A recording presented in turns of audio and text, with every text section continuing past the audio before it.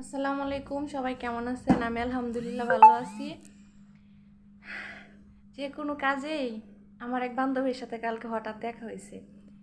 দেখা হওয়ার পরে জিজ্ঞাসা করলাম যে কেমন আছে। সব কিছুর পরে ও একটা কাহিনী বললো ওর নিজের সাথে, মানে ওর নিজের সাথে ঘটছে আর কি। নিজের সাথে ঘটছে বলতে ওর নিজের আপন ভাই দেশের বাহিরে থাকে। ওরা 3 ভাই, এক বোন। ধরেন 2 নাম্বার ভাই হচ্ছে দেশের বাহিরে, বড় ভাই দেশে আছে। তো ধরেন 5 বছর ধরে দেশের বাহিরে থাকে, 5 বছর ধরে দেশে টাকা পাঠাইতেছে। তো এদিক দিয়ে বড় ভাই তার ব্যবসা সব কিছু গুছগাছ করে একবারে সুন্দর করে নিছে। 5 বছর পরে ওই ছোট ভাই দেশ থেকে বাহির থেকে আসছে। আসার পরে বলছে আর কি যে ভাই আমি এখন বিয়া টিয়া করবো, ব্যবসা ট্যাবসা করবো, আমারে সব কিছু কেমনে কি করা লাগে তুমি তো বড় ভাই, আমারে গুছগাছ করে দেও।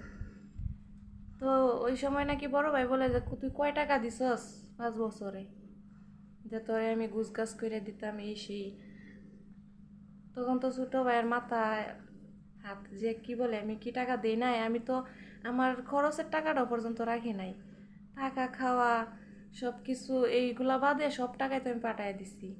তো এখন এতদিন পরে দেশে আসছি, আমি তো তোমারে বললাম যে আমি বাহিরে যাইতে চাই না, বাহিরে অনেক কষ্ট, অনেক রোদ গরম।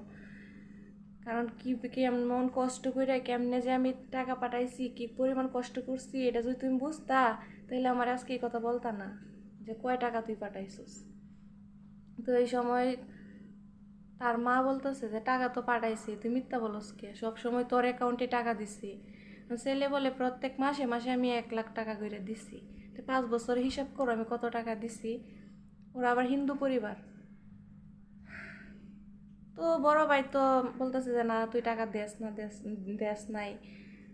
তো এটা কোনো কথা হইলো? 5 বছর পর্যন্ত দিছে, মা সাক্ষী, বোন সাক্ষী। বোনে বলতেছে দেখ ফ্যামিলিটার মধ্যে একটা কি ঝামেলা শুরু হয়ে গেছে। আগে আগে বাহিরে যাওয়ার আগে সব কিছু ঠিকঠাক আছিল, এত টাকা পয়সা আসছিল না। কিন্তু এখন বাহিরে যাওয়ার পরে ঘর বাড়ি সব কিছুই হয়েছে। ও বলে কি বাড়ি করছে এটার মধ্যে টাকা লাগছে না। বাড়ি করছো তুমি, আর কত টাকা লাগছে, কত টাকা লাগছে তুমি? মানে 4 রুমের একটা ঘর করছে, সর্বমোট নাই নে 10 লাখ টাকাই লাগলো।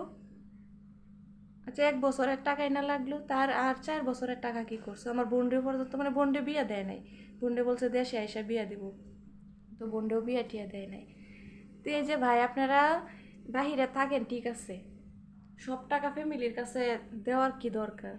যতটুক প্রয়োজন ততটুক দিলে কি হয় না? নিজের মানে বিশ্বাস করেন ঠিক আছে, কেডা কোন সময় পোল্ট্রি লয় কেউ বলতে পারে না, কেউই জানে না।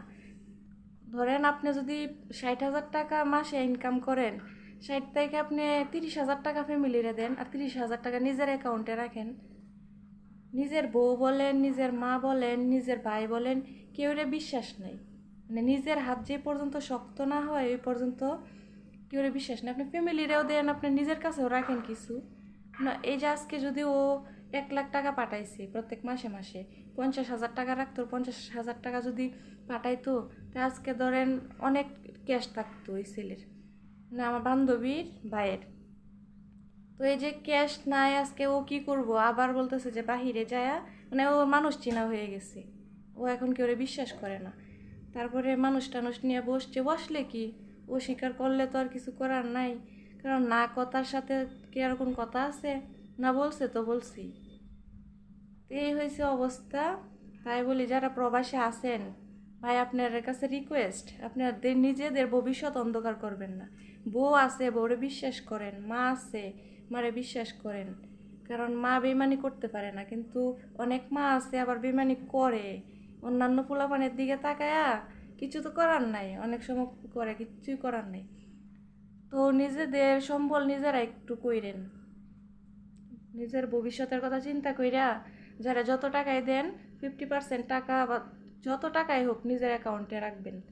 দেশে আসার পরে যেন কারো কাছে হাত পাতা না লাগে, এইটাই আর কি, আর কিছু না। সবাই একটু সাবধান হইয়া, কারণ আপনারা কি ধরনের কাজ করেন, কি পরিমাণের কষ্ট করেন, এটা তো একমাত্র আপনারা জানেন। আর এই টাকায় যদি দেশে পাঠানোর পরে কোনো কাজে না লাগে, কেউ টাকা মাইরা দেয়, তো এর চাইতে বড় কষ্ট কি আর আছে? সবাই একটা অ্যাকাউন্ট খুলবেন নিজের নামে, নিজের অ্যাকাউন্টে টাকা রাখবেন কিছু কিছু, যাতে কোনো সময় কাজ টাজ না করতে পারলেও অসুখ বিসুখ হইলেও যাতে ওই টাকা দিয়ে একটা কিছু করতে পারেন, যেন বিপদে যেন কারো কাছে হাত পাততে না হয়।